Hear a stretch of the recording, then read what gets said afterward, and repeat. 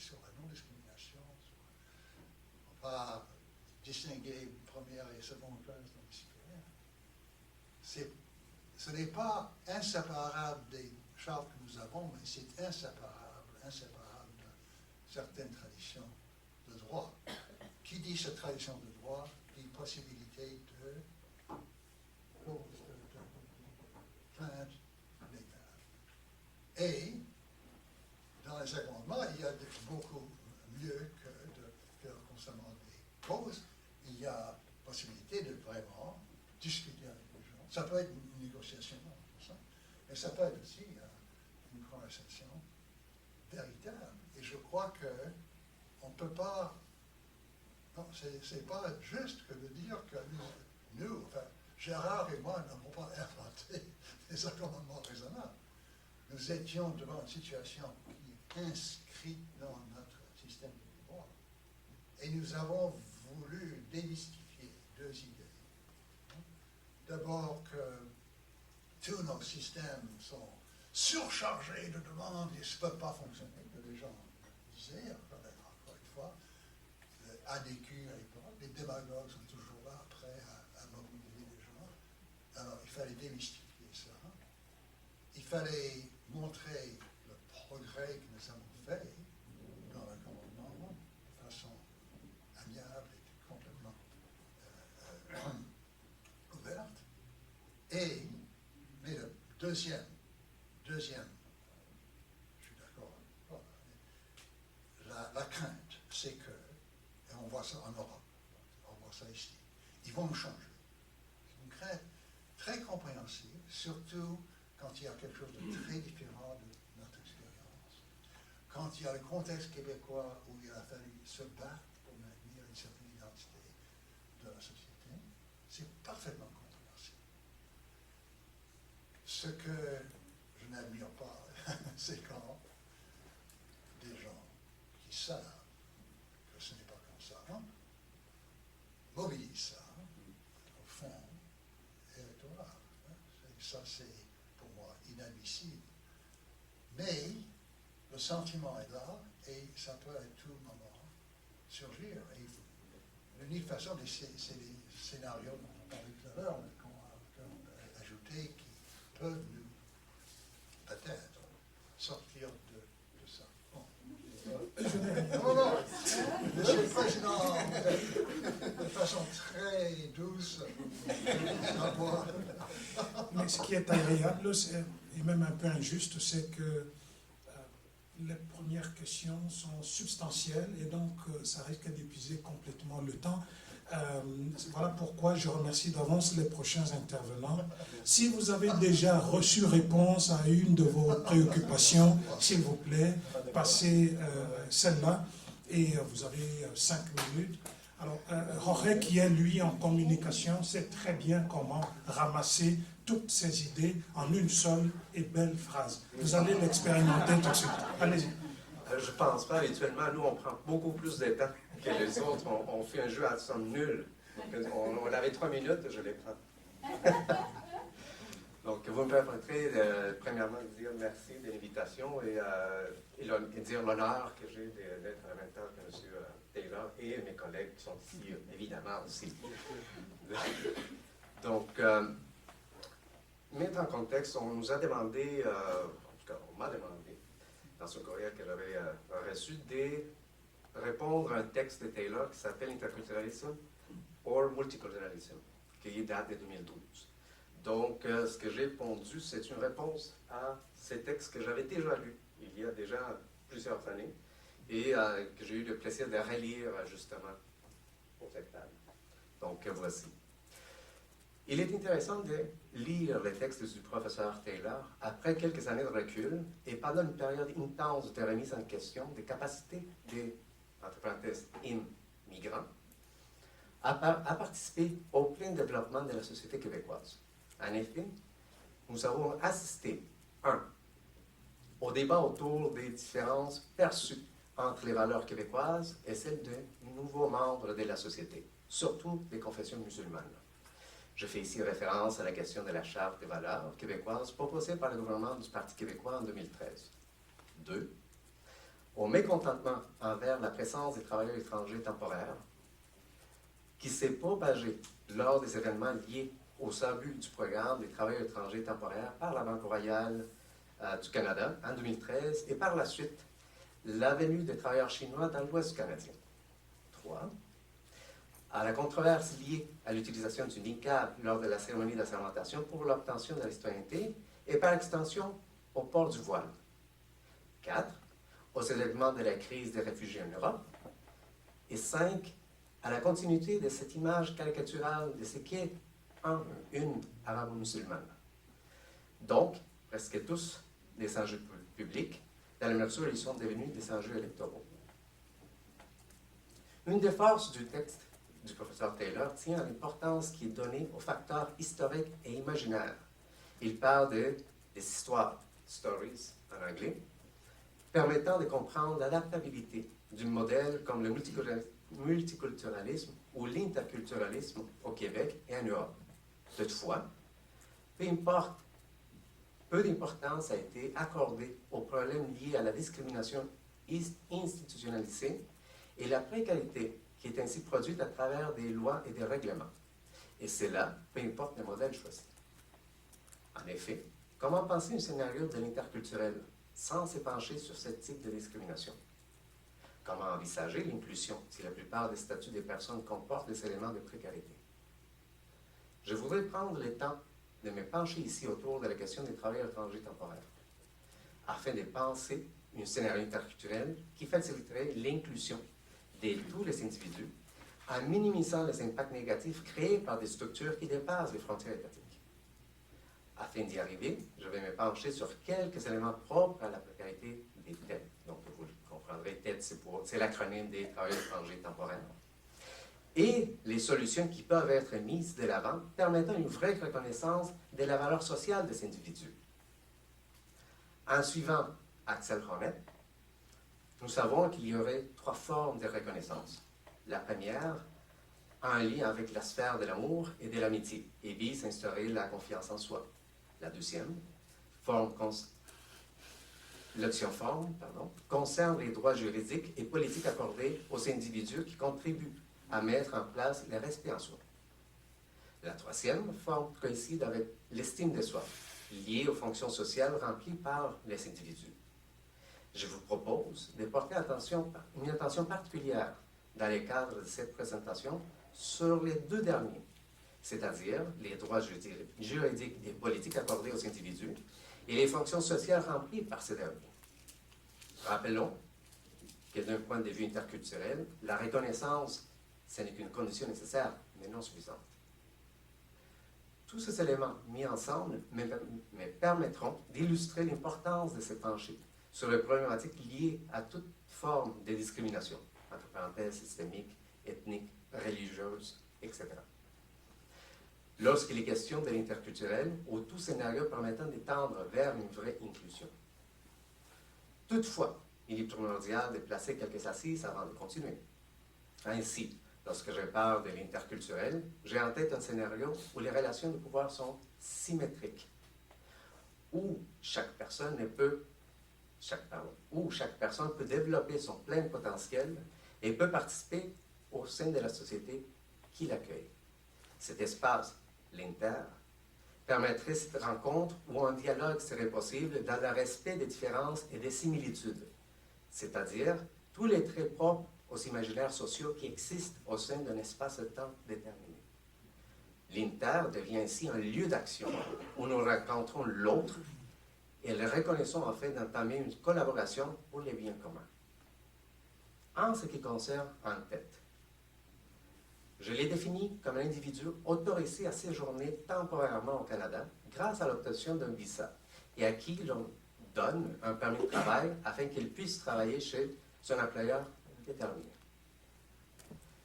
Le professeur Taylor mentionne ce type de personnes lorsqu'il dit, en parlant de l'Europe, que, et je cite, « Much of that experience occurred under what turned out to be a disastrous wrong story that summed up in the term, pardonnez-moi mon allemand, Gastarbeiter, The idea that outsiders who came to fill the needed jobs will end up returning to their homes countries with the benefit of the fund earned during their time of employment in Europe. As a result, the necessary measures were not taken to integrate them and their children. For instance, programs to ensure that immigrants' children learn the language of the host country were not undertaken and are not only now being introduced. Je ne suis pas certain ici si le professeur Taylor parle de l'idée généralisée selon laquelle un étranger devrait arriver dans un pays et repartir lorsque le travail pour lequel elle ou il est venu prend fin, ou s'il fait allusion au programme instauré par les États afin de faire venir ce type de main-d'œuvre. Si j'ai bien compris cette partie du texte, ce serait la première idée. Mais si cela est bien le cas, cela est pour le moins dérangeant. Car il y aurait ainsi en Europe une vision beaucoup plus fermée en ce qui concerne l'inclusion des personnes venues d'ailleurs, ou bien ce n'est pas la même trajectoire historique. Trop généralisant? Question. Dans le contexte canadien, je fais ici directement allusion au programme fédéral qui permet leur arrivée tout en déterminant les limites. Ainsi, en tête d'obtenir des autorisations, permis de travail et visa, qui limitent ses mouvements et ses actions. En effet, un tête ne peut pas changer facilement d'employeur et ne peut pas rester plus de temps que celui prévu par les dits papiers. Vous pourriez penser que cette situation n'est pas si dramatique, car la personne vient consciemment dans le cadre d'un programme. Malheureusement, la réalité est différente. La précarité inscrite dans les règlements du programme des têtes ne nous permet pas d'être aussi optimistes. Pourquoi? Parce que nous savons que si un problème arrive avec un employeur et que si le tête a un permis de travail fermé, c'est-à-dire étant donné que le nom de son employeur figure dans le permis de travail, les travailleurs ne peuvent pas changer d'employeur sans obtenir un nouveau permis. Ces dernières tombent dans une situation où il a peu de ressources à sa disposition afin de se défendre. De plus, la plupart des têtes ne connaissent pas nécessairement les ressources mises à leur disposition ou ne seront pas enclins à en faire usage par peur de représailles de la part de l'employeur, par exemple vers l'emploi. Et les conséquences que cela peut amener, perte de revenus, plus d'isolation, possibilité de déportation, impossibilité de pouvoir revenir travailler, etc. N'oublions pas aussi qu'une personne qui arrive dans un nouveau pays n'a pas nécessairement tous les outils afin de retrouver un nouvel employeur et naviguer à travers les demandes administratives afin d'y parvenir. Si le programme de travail étranger temporaire a toujours été restrictif, à partir de juin 2014, il est devenu davantage avec l'introduction des changements apportés par l'ancien gouvernement conservateur. Parmi les multiples limites, il y a le nouveau règlement des for in, for out, où, c'est-à-dire, la limite est posée des 4 ans cumulatifs appliqués à tout être qui, à la fin de cette période, doit quitter le pays et ne peut revenir que dans 4 ans. De plus, il y a certains d'entre eux qui ont la possibilité d'accéder à la résidence permanente. Son obtention devient plus difficile avec les nouveaux changements. Finalement, parmi la diversité des contraintes et pensées aux têtes, n'oublions pas que plusieurs d'entre eux n'ont pas la possibilité de venir avec leur famille, ce qui les place dans une situation de solitude encore plus grande. Ces quelques éléments n'illustrent qu'en partie la multiplicité de facteurs permettant le maintien des têtes dans une situation précaire. N'oublions pas que cette forme de travail rentre parfaitement dans les cadres définis par l'idée de la flexibilité de la main-d'œuvre dans une période où la flexibilisation du travail devient de plus en plus pressante à travers la pénétration de l'idéologie néolibérale dans toutes les sphères de la vie humaine. Ainsi, comment contrer l'idéologie néolibérale qui favorise la mise en place du travail migrant temporaire? Je dois avouer que la tâche n'est pas simple, et qu'il n'y a pas de recette miracle et rapide à une situation ayant une longue histoire. En effet, l'utilisation du travail étranger temporaire dans le monde date de la fin de l'esclavage. Et la mise en place des changements favorisant l'implantation du néolibéralisme est située au moins à partir des années 70. Afin de penser les chemins vers la construction d'un scénario interculturel, Je vous rappelle que pour moi, il est un scénario où les relations de pouvoir sont symétriques, où chaque personne peut développer son plein potentiel et peut participer au sein de la société qui l'accueille. Cet espace linktaire permettrait une rencontre, un dialogue où un dialogue serait possible dans le respect des différences et des similitudes, c'est-à-dire tous les traits propres aux imaginaires sociaux qui existent au sein d'un espace-temps déterminé. L'inter devient ainsi un lieu d'action où nous rencontrons l'autre et les reconnaissons afin d'entamer une collaboration pour les bien communs. En premier pas serait la reconnaissance de la fonction sociale remplie par les têtes dans les cadres de leur travail. Reconnaître l'importance du travail effectué par ces personnes et la contribution de ce travail dans le maintien et le développement de notre société. Par la suite, effectuer des modifications au programme afin de donner plus de droits à ces individus. Parmi les changements, il y a l'élimination du for in, for out, le remplacement des permis de travail fermés par des permis ouverts ou par secteur d'activité, ouvrir le processus d'obtention de la résidence permanente à ceux qui voudraient le faire, permettre la venue de famille pour l'ensemble des travailleurs, et des visites éclairs afin de s'assurer que les travailleurs ont des conditions décentes de travail et de vie. Ces changements seraient mis en place avec l'accompagnement de ces personnes, afin de leur présenter les ressources mises à leur disposition, mais aussi l'explication des facteurs socio-historiques permettant de mieux comprendre certaines réactions et visions du monde présentes dans la société d'accueil.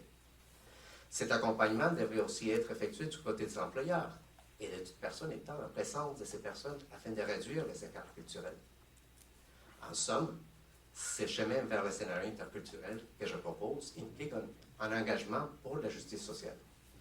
J'ose croire que cela n'est pas illusoire, car un scénario n'est pas quelque chose de théorique, mais il constitue aussi la mise en pratique d'une idée, et donc la concrétisation d'un projet dans un esprit collaboratif afin de monter une pièce qui plaira à l'ensemble des participants. Merci.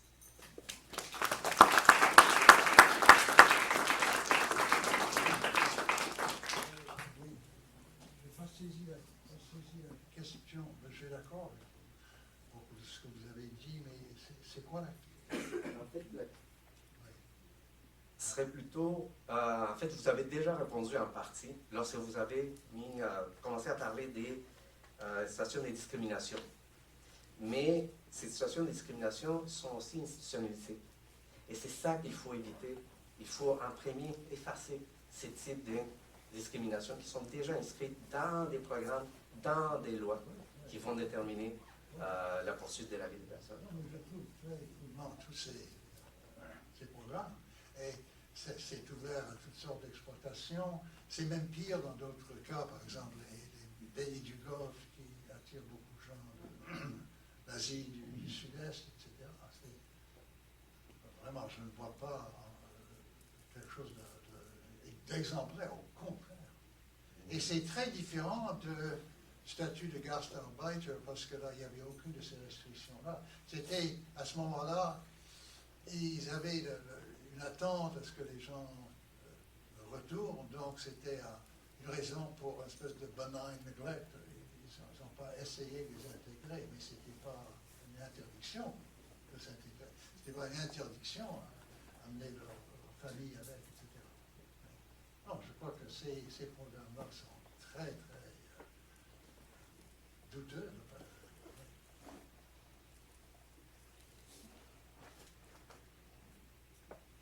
Apparemment, il y a très peu de divergences, mais peut-être que lorsque nous aurons l'occasion de publier éventuellement, ce que nous souhaitons d'ailleurs, les interventions, en ce moment-là, vous verrez de quoi il y a question. Je voudrais peut-être ici profiter pour donner un petit point de vue personnel, parce que j'ai étudié, je fais ma thèse de doctorat en philosophie, on est donc entre collègues en Allemagne, et j'ai vécu pendant un certain temps. Gastarbeiter, c'est vraiment, vraiment travailleur étranger et pas invité. C'est une très mauvaise traduction. Étranger au sens de quelqu'un qui est là justement de manière temporaire, et donc il n'y a rien à faire pour qu'il reste parce qu'il est là pour partir. Et j'ai vu que même les quartiers les moins propres des villes étaient les quartiers réservés aux Turcs. c'est assez frappant. Ces quartiers-là se trouvaient exactement près des lieux de prostitution, etc., etc. Il y avait comme une vraie volonté de les tenir à l'écart, mais jusqu'à la 3e génération des enfants qui n'ont connu que l'Allemagne étaient des étrangers. Mais tout ça est en train de changer. Alors, mesdames et messieurs, on va passer à très intéressant, une dame. Il n'y a pas de doute possible, nous sommes au Québec, il a fallu 5 hommes pour valoir une seule dame. Et cette dame, c'est Danielle Gratton, mais elle est en anthropologie, elle est en psychologie, elle est en travail social. Elle vaut 3 fois plus que chacun d'entre nous. Et vous allez voir qu'elle va encore nous valoir davantage par sa concision dans son intervention. Danielle, on est à toi. Moi qui voulais commencer avec quelque chose de sérieux en disant, on parle de démocratie à l'heure actuelle, on est dans ce sujet-là, et je pleure depuis la semaine dernière sur la Grèce qui est en train de brader tout son bien public. Le chiffre qu'on utilise le plus, c'est 450 millions. 450 millions, ces plages sont vendues au Qatar. 450 millions, ces routes sont vendues à la Chine ou à l'Allemagne, et etc., et au tout venant. Donc, je pense que Jorge a introduit les questions économiques. Je pense qu'on ne peut pas passer à côté de ces questions-là pour penser la démocratie à l'heure actuelle. Et les relations interculturelles ne nous mettent pas à côté de cette question-là. C'est une des échelles que l'on regarde. Donc, la question qui est posée aujourd'hui, quel est le scénario interculturel? Je le fais à partir d'une approche interculturelle, mais dans laquelle nous avons cette prétention-là au l'abri, on doit prendre une approche systémique, avec laquelle on doit prendre une approche systémique. Donc, d'où vient cette approche systémique-là? On s'appuie sur la nouvelle communication telle qu'elle a émergé à l'école de Palo Alto, entre autres sous la direction de Bateson, un anthropologue. C'est une approche interactionniste dans laquelle le sens n'est plus dans la personne, mais dans le contexte. C'est la métaphore de l'orchestre. Il n'y a pas d'orchestre sans musicien, mais il n'y a pas de rôle du musicien qui peut être défini en dehors de l'orchestre. Donc, il y a des contraintes sur les musiciens, mais il y a des nouveautés. Il y a une nouveauté qui est introduite par les acteurs du système. Donc, on voit que c'est un modèle dynamique. Et dans une analyse systémique, on doit parler donc de rétroaction et de feedback. Contexte, qui peut être défini par une situation dans laquelle il y a des interactions et le sens se trouve à l'extérieur des individus et on va poser la question du pourquoi et la question du comment les choses s'installent. Dans cette approche-là, on va retrouver plusieurs échelles. C'est pour ça que j'ai pu faire référence à la question économique. Mais on va regarder directement aussi soit et l'autre en interaction, soit et l'autre qui, dans les contextes pluriethniques, sont tous porteurs de culture. Donc, je ne peux pas regarder la question d'accommodement raisonnable, je ne peux pas regarder les questions du politique par rapport à l'autre sans me demander, mais quelle est la partie de moi comme être culturel qui est là-dedans et quelles sont nos limites culturelles pour faire face à l'autre dans un contexte interculturel. Ma façon d'introduire cette question-là se fait à 3 échelles principales. L'universel, qu'avons-nous comme tous les hommes de la Terre? Dans toute société, il y a du politique, par exemple. Qu'avons-nous de culturel, de spécifique à notre propre groupe et qui nous différencie des autres groupes, mais qui nous rend semblables aux personnes issues du même lieu? Et d'un point de vue interculturel, d'un point de vue, individuel, qu'est-ce qui nous rend différents des hommes de notre propre groupe? Avouons-le, la démocratie n'est pas seulement pure dans notre société. C'est pour ça qu'on a des lois, pour ramener ceux qui dérogent à notre démocratie. Paradoxes qui apparaissent au moment où l'analyse est faite à une mauvaise échelle. C'est ce que nous dit l'école Palo Alto. Par exemple, rester à l'échelle universelle quand on devrait être à l'échelle culturelle fait que l'on pense que la démocratie est le seul modèle viable dans le monde. Voir que l'autre a une culture, mais pas nous les Occidentaux, amène aussi d'autres paradoxes.